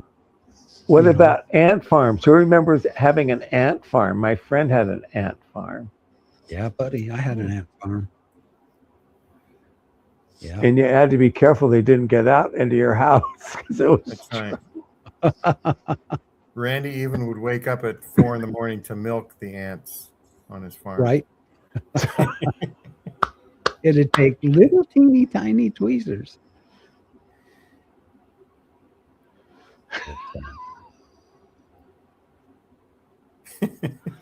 let me see, what else do we do? We used to play army or gangsters, depending on the day. We played tag at night. Yeah. We would make jumps for our bikes. See how high we could Yeah. jump. Well, see, they were building the 10 freeway. They took the 10 freeway and cut through all our streets. Oh, Greenfield Avenue, they cut Greenfield in half. So we had dirt mounds to go play on. it's awesome. Oh, that's right. Construction sites. You go on construction sites and you wander around. I was going down a hill on my bike and it hit me really bad, really messed up my stomach and my liver. The handlebar twisted or something happened. I can't remember. But all I can remember was the pain and going to the ER. Oh, there's nothing wrong with you. You just, it'll heal itself. Yeah. I'm with you, atheist. I love doing that. Yeah, we used to make a jump in the front of the house where you run up and jump over it. Yeah. Remember, before you had skateboards, you had the thing with the roller skates. Yeah. And you put a box on it and you have handles and you use your feet to move along and then they pull it off and it becomes a skateboard. But this before skateboards, I can't remember what we called those things. Yeah, they're in Back to the Future, Marty, in part 2 or Part whatever. 2. He But I sees a don't know girl what they're doing that, and called. he takes the top off and he does the skateboard. Yeah. Wows them. But the first skateboards were Well, that really was part small. one, right? The first skateboards you could buy were about about 18 inches long and about 3 or 4 inches wide. And they were red Yeah. with white writing on them. And they were Oh, just yeah. roller skates. Just And they Yeah. weren't big. Yeah, so we Excuse would me. get on skates. Remember the first skates you would get? They had Yeah. the metal wheels, and you're going Right. on asphalt, which is really rough. And you go like maybe 1 mile an hour. It's almost like harder to skate than it was to just They were- walk. exactly. But we're trying to do it. We're just grit and just toughen through it all. Oh yeah, and put cards on the wheels to make it sound like you're driving a motorcycle. Yeah, Yeah. cards. Yes, cards on your bike. clothes pins. And then somebody in the neighborhood got a Schwinn with a banana seat. Yeah, And that my sister got that. My sister got a lime green one with the banana sweet. I had a red one. It was just a regular bike. My sister got a green one, lime green with a banana seat. Yeah. That was a we would get Stingray. those little bikes, and we would ride them up and down mounds and stuff or whatever. And Yeah. then just when we were all teenagers, our younger brothers and their friends, they all had motocross. They had bikes with Ashtabula cranks and forks and different, and they were saying all these things, and they had pegs and different things, so that you could somebody could ride on the back of it. And I think Napoleon Dynamite has a bike with pegs on it and has his friend ride on it. But anyhow, Yeah. I wonder how the horses like that little bit of flavor in their troughs. What? Hallie said she collected pollywogs and put them in the horse trough. I remember collecting crawdads. I went to Redeemer Bible Camp, and there were crawdads. It was down near San Diego, and they had crawdads in the river. We played capture the flag and ate crawdads. Oh, that sounds Bert good. McCookie Sheet is saying, or play Pogs for keeps. Now, I barely remember Pogs. There's something with a round My thing, kids love Pogs. like a They're chip like poker with- chips or with some sort of image of somebody. I can't remember, and I barely remember those things. But that was the start. From Pogs, there got to be lots of collectible things like Pokemons. Pokemon. My kids had Pogs. I remember getting my kids Pogs and getting my kids Pokemon. Do you guys remember the Super Balls? Those black Right. And balls clackers. and Clackers. clackers and yo-yos. I mean, there were Yo-yos. our school. We went through these different phases, and one of them was the Super Balls. But the problem is, if you bounce it as high as you can, those things were so bouncy, they'd eventually go somewhere, and you never found them. Remember Flubber? Oh yeah, Flubber and Play-Doh? Not Play-Doh. Slinkies. no, I know what you're talking about. You It could comes put to a. Silly putty. Silly Putty. That's it. That's it. Silly Putty. Yeah, you could put it on the Yeah. comic strip and We were Pull it simple off. kids back then. hey, Give we us- were easily amused. Yeah. We didn't have these stupid. Oh, sorry, Jasmine. We didn't have these phones to distract us all day long. If we wanted to look at pornography, we would break into the neighbor's house. Lyle and Mark, their neighbor, they had a bunch of hippies that were renting this house, and they had every magazine you could think of. And they just had a big stack of them in the middle of their room on the table. And we broke in there one time, sitting there reading their Playboy magazines, and got caught. Uh-oh. Yeah. My But- dad would buy him and hide him in the garage, and I used to go find him. He didn't buy very many. Smiley saying, Yeah. did anyone have one of those swing bikes, the bikes where the front moves separately from the rear? I think I remember seeing those, but not. I remember where them. How it goes up and Smiley. down. Yeah, I don't no, remember it exactly. swings. It swings. I know what he's. They're Somehow talking about. the back wheel can move like this and this, even though you're going in a straight line or something. Yeah. I had a friend that designed a bike that you could push it with like a spring and it would move along. He used to ride it Yeah. up and down Hollywood Boulevard. It was in They Hollywood have those Ward. now. I've seen. Do they? My dad helped me take my handlebars off my bike and install a steering wheel. So I had my Stingray Wow. with a steering wheel, and Steering wheel? I felt right downtown, but it kept falling off. So finally, I just pitched it and just rode my bike with no handlebars, and I got really good at that. Wow. Oh, wow. You know, you remember you could turn if you lean one way or lean the other Yeah. way. That reminds me, Randy, when you were talking about putting some in your mouth and being the voice of the Yeah. Frankenstein. Is Yeah. that when you started deciding that being a ventriloquist would be way better than talking like Frankenstein? But my mom and dad both made that reference later in my life. Like, hey, remember when you had that thing and you couldn't tell where the sound was coming from? Interesting. Interesting. Yeah. Yeah. They called him Slippery Hands Randy, I bet. Somebody says. Well, they could be.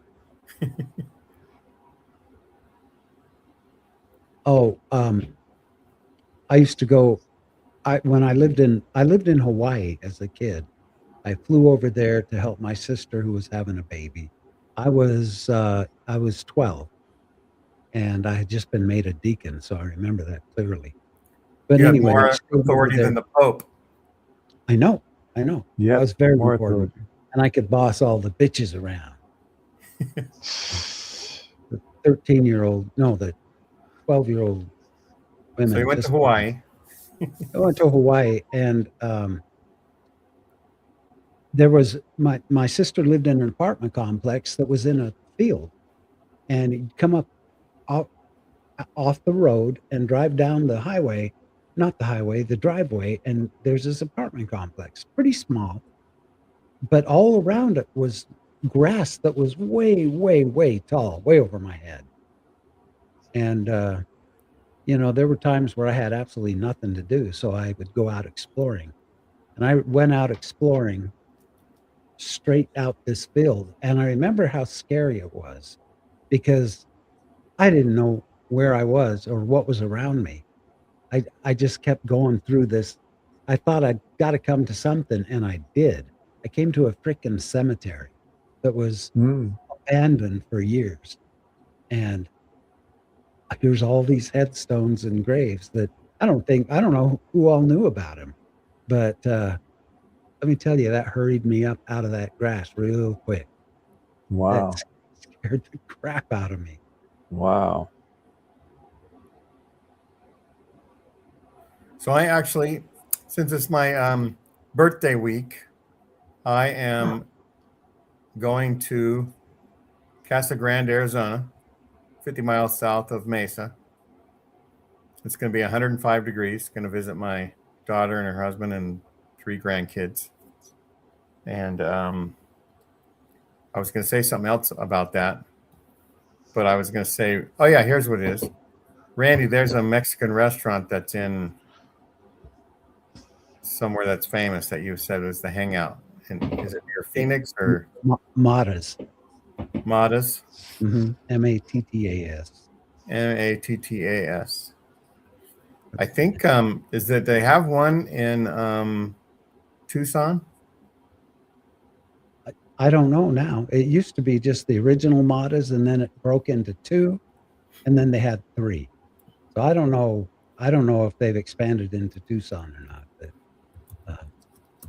are you going to be going to the Valley at all, or are you sticking with Tucson? Mesa. We'll probably do something in Phoenix one of the nights. Well, if you're going to Phoenix, then go through Mesa and eat at Tia Rosa's Mexican food. Okay. Can't go wrong. Tia Rosas. Trust me on that. Tia Rosas. TIA. Which, Baseline Road in Mesa, Arizona. That's yeah, Matas. buddy. That's Mata's. Oh, Baseline. Huh, interesting. I haven't been to there since I was 14 was the last time I was in Arizona. Well, that's not true. Last time I was in Mesa, I was 14. And there was nothing there. Well, you know, you want to find good places to eat, look by all of the temples there in Arizona. Because once a temple goes up, all the restaurants go up around it. Because that's what everyone seems to like to do is go eat after temple ceremony or after a baptism or after a wedding reception, any reason to eat. The Mormons love to do it. Did you see what song said? About ironic. Ironic priesthood. Yeah. And Bull Curtin McConkie sheets. Never heard it before. Well, you learn something new every day when you come on. See, that's why you should be here every Tuesday with Tuesdays with Tim. You're gonna learn something new every day. And song just taught you something. But I remember calling it the ironic priesthood. Man. Sheesh. What have you done to Phoenix? Mesa, that's all one big city. Yes, it is. Mesa, Gilbert, Chandler, Tempe, Scottsdale. It's all It's all one huge city. like LA. Yeah. Yeah. It's like LA now. Jeez. So how about this? Your first car. My first car that I owned was a Rabbit, a 76 orange Rabbit. Not the first car I ever drove, but the first car I ever owned was an orange Rabbit. And I'll say, I kind of like inherited it from my parents. My parents paid $200 for a '63 Volkswagen, and after a couple of years, it just defaulted to be my car or whatever. And it was very simple. It's like being in a tin can with a steering wheel and an engine. It just seems like nothing's separating you from the outside world very much compared to more expensive cars. But it would get like 35 miles a gallon, right? Perfect for a... Yeah, That's you'd like my open Rabbit. I had a 69 pickup truck, and I'd open that thing up and there was just a 8-cylinder motor in there, four barrel Rochester Quadrajet carburetor, and that was about it. That's all I had to learn to work on my own truck. That's right. And you learn things like the Rochester carburetor or the Cleveland Right. 352 engine, all the different things you start to learn about that the different cars have. Yeah, that was my test in my automotive shop class, is I had to disassemble my carburetor from my truck into all the pieces it could break into, and then put it back together and install it in the truck. And I did it. Yay. So I would look at Car and Driver magazine and Hot Rod magazine at the library, and I would see different things. I think I might have even subscribed to one of those magazines, and they talked about different things you can do. And I was learning what turbocharging was. And do you know what turbocharging is? Yes. So it's where more air is forced into the carburetor to make the car go faster, right? So I'd look at the back of the engine of the VW, the Bug, and it would have these pipes on each side. And what it was is that was the heater air would be blown through from the engine into the car. So I thought, well, if that's blowing air, what if I got some duct tape and some other stuff. And I put them together and I put it on top of the carburetor right there. So I did that. And so the car would start off, you know, like going, buh, buh, buh, buh, buh, buh. Once I hit like 3,000 RPMs, it would like kick in and like go, "Rrr." But then I had to shift because it was going too fast. Shift, shift. So you taped the ports of the carburetor open? Yeah, I took off the top air cleaner and taped the heater vents into it so they would force in. So the car was spinning, it was forcing the air always. But the you would just open the vents and the heater would go in to the car. If you had the vents closed, it would still blow the air, right? So I put them on top, and so That's pretty creative, G. like You a all kid would do during the woke up summer, right? I got nothing to do as a 17-year-old in the summer. Stuff like that. So did you really go faster or what? Just for a little bit, like I say, at the top end, but then you got to shift because otherwise it's just 10% more power from like 2,500 to 3,000 RPMs, but then you got to shift. Man, Until it I builds hate- up again, and then you got to shift again. You only have 4 gears, right? Yeah. 1, 2, 3, 4. Yeah. If I could only learn how to put 2 or 3 more gears in. So I quickly dismantled that and put the air cleaner back on, but it was kind of a fun thing. We got a from Pep Boys, but what was Pep Boys way back then? What Pep was Boys was Pep Boys. well, there was Anymore? another auto dealer.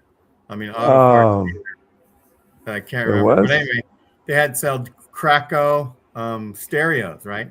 So the VW only had a stock, I think it was only AM radio. So I thought, well, if I get a tape deck AM, FM, put some speakers in, it'll be really good.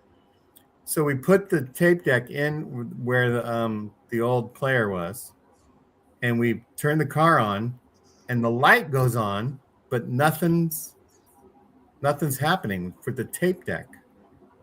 So we're going, that's kind of weird. So let's I don't know why, but we decided to drive around. So the same thing happened once we hit like 3,000 RPMs.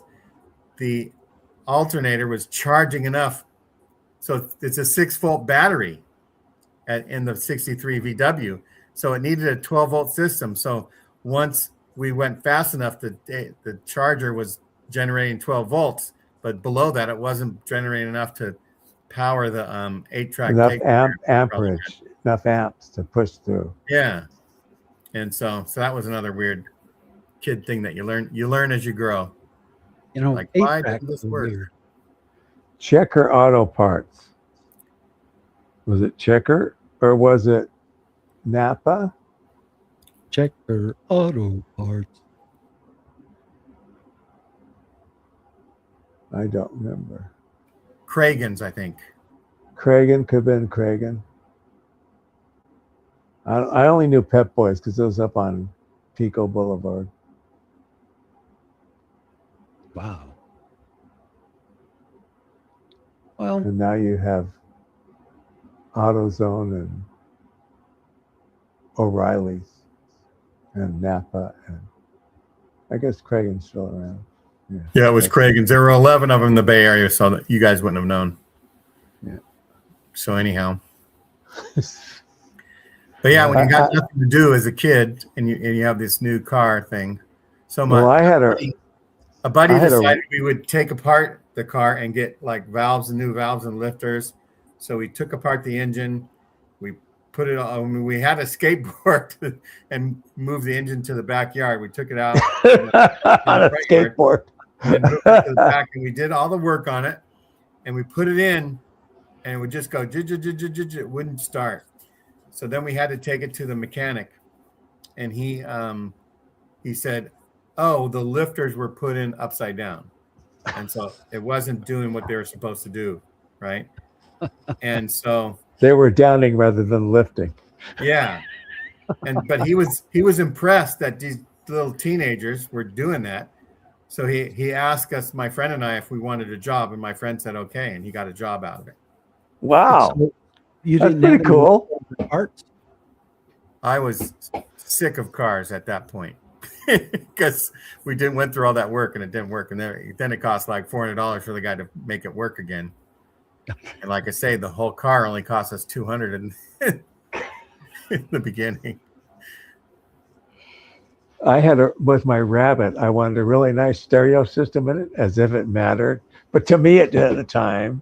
So I went and I got this really expensive radio, tape deck, and an equalizer radio, one of those equalizers with the sliders, and really nice speakers in the door. And I really souped it up for sound, man. I mean, you could hear me miles away. I'll bet. And I mean, this thing barely fit in the room for the radio. I took the stock radio out and I had to do a lot of sawing and cutting and fittings to make it fit the faceplate there. Yeah, that was fun. Yeah, good time. Good times. Good times. And I Well, took the fuel injection off and we made it a carburetor, and seemed to have performed better that way. My favorite tape, Beethoven's Ninth song. Well, okay, my favorite tape other than classical. Let me see. Did you ever listen to Hooked on Classics? Probably All the classical music. I had a lot of John Denver. I had Turtles. I had Beatles. I took all my records and my sister's records and I put everything on tape. I had a bunch of tapes in my car. So, one night I was on a date with a friend and played the Turtles, and she hadn't heard the Turtles in years, and she really was freaking out over it. We went up to Garden of the Gods when I lived in Colorado Springs, and we were doing donuts in the parking lot up there because it was all snowy and icy. We were having fun just driving around. You named some good tapes there. Songs was asking you what your favorite was. I used to love the Turtles because I loved their song. Yeah. Tracy, when I'm with you. The Beach Boys hits. Beach Boys. I had so many tapes and albums. Jeez. My sisters and I had a great collection. My older sister and myself had a great collection. Herman's Hermits, the Beatles, Dave Clark 5, Rolling Stones. Huh? The Cufflinks? Led Zeppelin. No, we didn't have Led Zeppelin. Another one was Bill Cosby comedy. My parents had Bill Cosby. And Frank Sinatra. I really liked Frank Sinatra records. And everything in my parents' collection. I took every record in the house and made tapes out of it. Everything.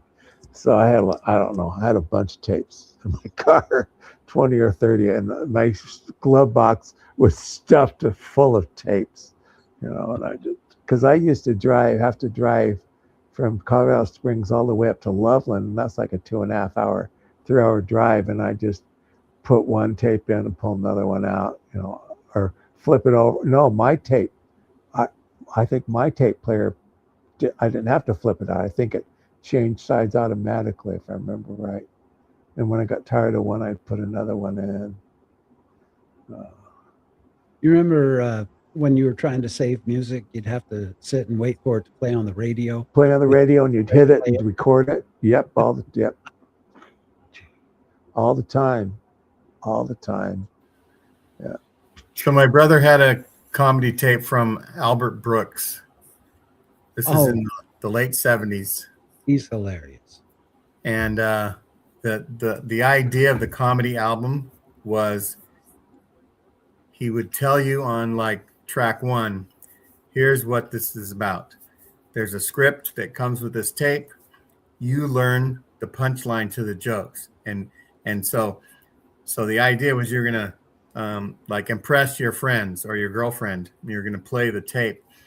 And the tape would start out with the comedian talking, and then he would tee up a banter, right? So you start talking back to the tape player, And so then he would say something and you would make the funny reply, right? And then he would go, "Oh, that's really funny, blah, blah, blah. What about this?" And you'd say something back, and that's supposed to really impress the people that you were talking to, this comedian, and doing all the jokes. Well, that sounds like a kick in the head.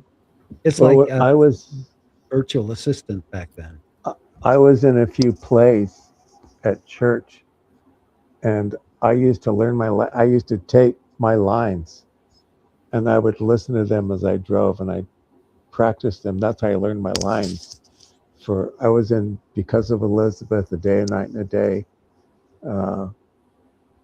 Little Nell, and a few others we put on. Yeah. Yes. No, yes. Annie, you didn't put on Annie. No, we didn't put on Annie. Oh, we did Saturday's Warrior too. I learned Saturday's Warrior. Did Lex de Azevedo live in your stake? No, we were in Colorado Springs. No. Back then. Okay. Back then. But Glenn Larson lived in my stake in L.A.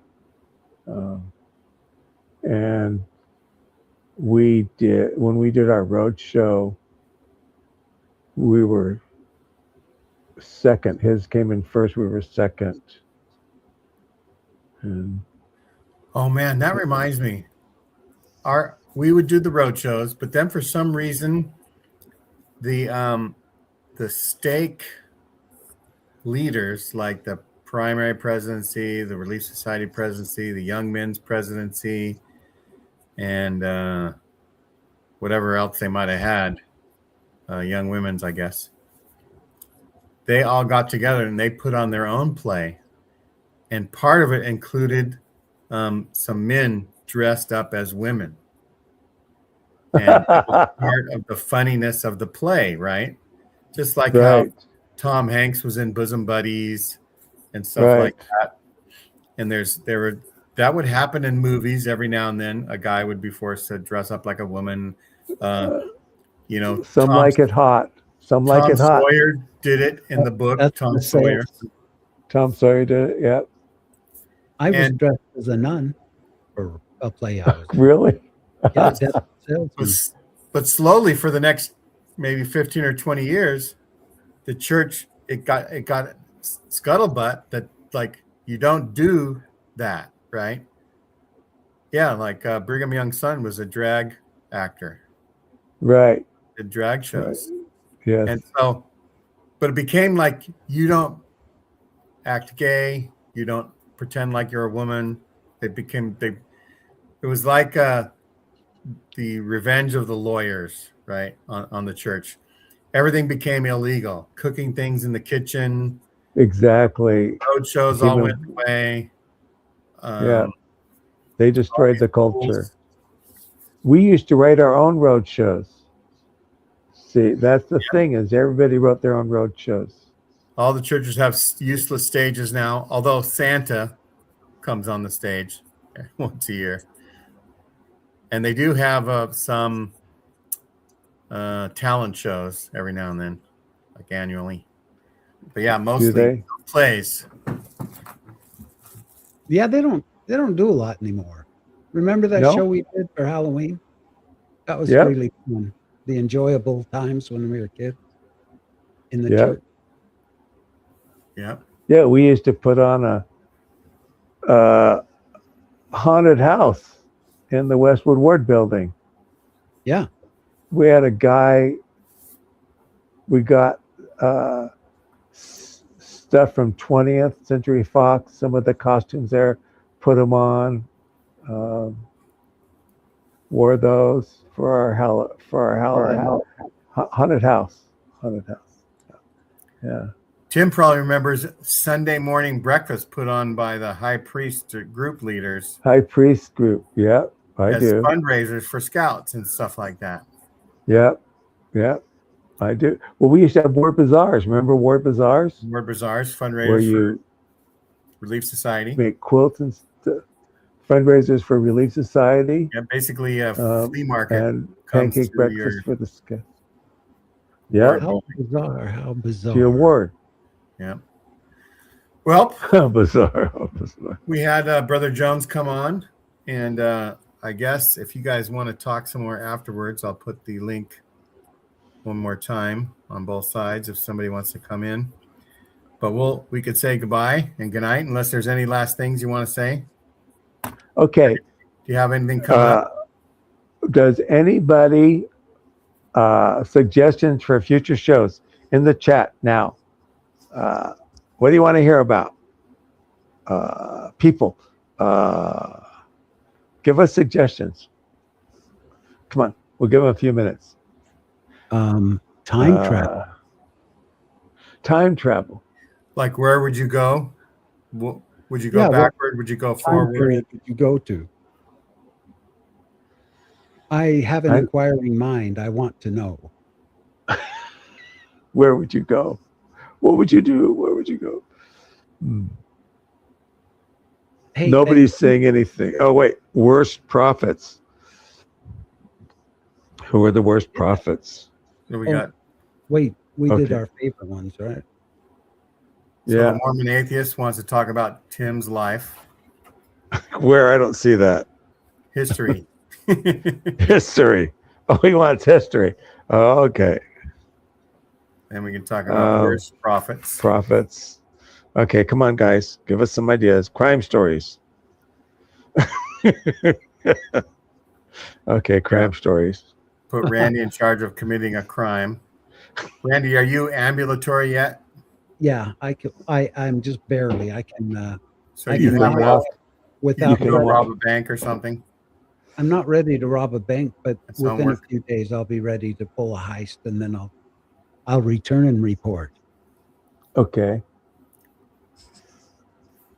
Return. and Early report. Mormon shenanigans. What was? What do you mean by shenanigans? Give us a definition. Who said that? Mormon atheist. Derek said that. Yeah, no, I know, but did you hear that? Did you hear it come through in that weird tone? We heard the echo. I did the echo saying whatever I said, but then there was another voice that came on with that same tone. I thought it was just the echo still on. That was you. I want to share something while you're thinking of a show you want to do. And I'm not kidding. I'm not exaggerating. This is backed by Amanda. And Amanda would never even exaggerate. We were in my room. It's been 2 nights ago. We were just having a really nice conversation. It was quiet. And all of a sudden, from the side of my bed, we hear like a big fart noise. And we stopped talking, and what we think is Alexa said, "Ooh, that was I had to push hard to get that one out." What would possess Alexa to say that, to talk like that? Because I've never asked her to make a fart noise, and this was in a rather intimate conversation that Amanda and I were having, and all of a sudden Alexa's over there farting and saying she had to push hard to get that one out. Has anyone ever experienced anything like that? No. Yeah. Have you been? So yeah, here's an interesting thing. See if it works. If you want to, let's see. I don't know if it'll happen to you, but if I say this, I say, Alexa, do you like me? You fart too much. We're able to hear her. Yeah. No. She What did says, she you say? fart too much. Too much. She said what? You fart too much. Now, she doesn't say whether she likes me or not, right? She doesn't say whether it's a feature or a bug. Okay, I'm writing down what you people are saying. All right. I've got 1, 2, 3, 4, 5, 6, 7. So it's not necessarily AI farts, but we could talk about how AI might affect the church in the coming decade. That might be a good. Thought we already did something with AI, Did we? didn't we? Did we? I think we did some If with AI memory. wrote the Book of Mormon, That might have been some other show. I don't know. We I can like look it the up. AI thing. Plus, we have short memories. We're so old. We could just do the same show we did 3 months ago and wouldn't even know it. What? Huh? What? We're also hard of hearing. Huh? What? What? Huh? What? What?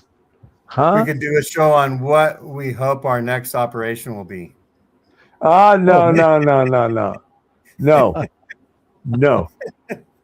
I just went for x-rays today for possible thing. No. No, I don't want to Ooh. think about that one. Hallie I Cram don't want- says do a Saturday's Warrior watch and comment. Oh, we could do that. Would we get busted for copyright infringement? I don't think anybody cares Um, about it anymore. Oh, that's cool. I like Is that. it recorded somewhere? Or is Yeah, it just audio? No, it's because there's a guy in there that looks like Will you try to get the video of it somehow, and then we'll try to see if it's on YouTube somewhere. it's play on that. YouTube. Hang on, let me look. I mean, we have weeks and weeks to for you to look. We don't have to do it right now, but we're stalling.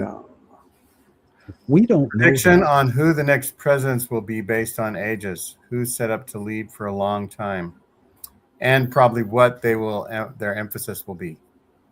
Freaking Oh, there's a whole tape.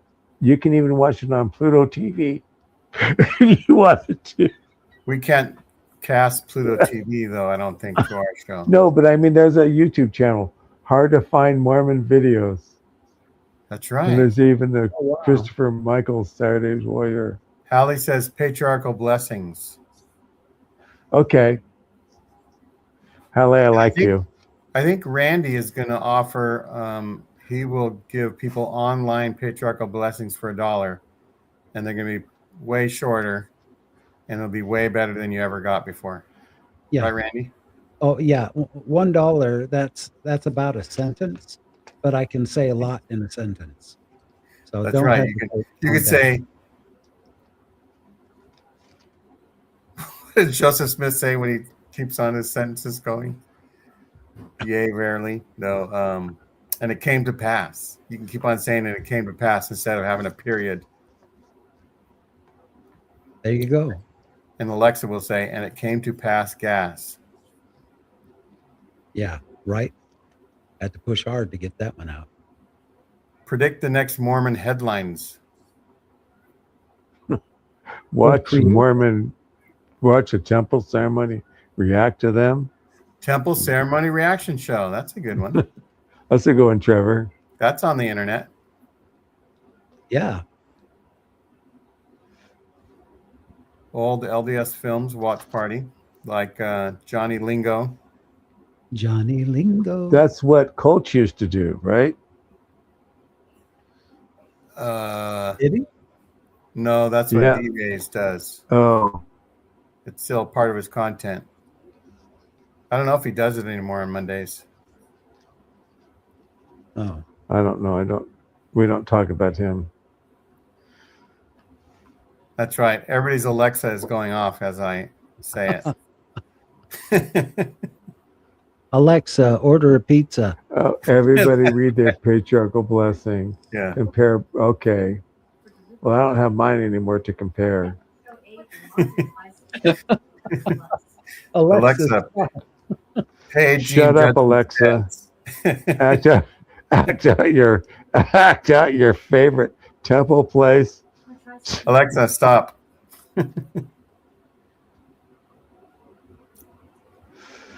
No, I don't hate watch anybody. It's not worth it. I don't want to give them the bandwidth. Is there we a gotta- Catholic thing that's related to patriarchal blessings? I don't think so. A what? Because the church is trying to go more mainstream Christian or Catholic, and I was wondering, like what? Because like they call investigators friends now, and they call the young men's president, a youth group leader, I don't know. and stuff like that. I don't I know. wonder if there's a Christian word for patriarchal blessings that they could throw in there. No, they just think they're saved and they go to that. Slain by the Spirit type of shit. Anyway.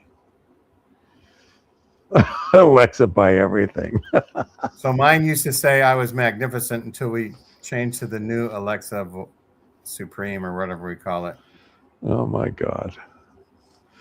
Oh my God. Okay. Cringy Mormon film strips. Did I just see the 5-minute warning go off? Oh, we probably should stop it then.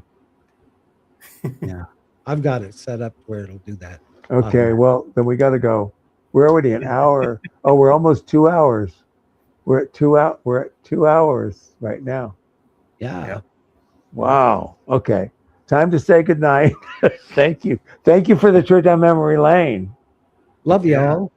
Love you all. This was Randy's And you idea, and it was a great idea. It was a great idea. Well, I thank you. Thanks. You guys Yeah. have a wonderful week, and we'll see Have a you good on week. Stay Sunday safe. for the Salt Lake Expositor show. Yeah. Yes, strip. Sunday. Talk about the film strip someday. Yeah, we could talk about man's search for happiness. Excellent. Yeah, I Yeah, got that memorized. Yeah, me too, in After German. Midnight. Oh, well, see y'all later. See ya.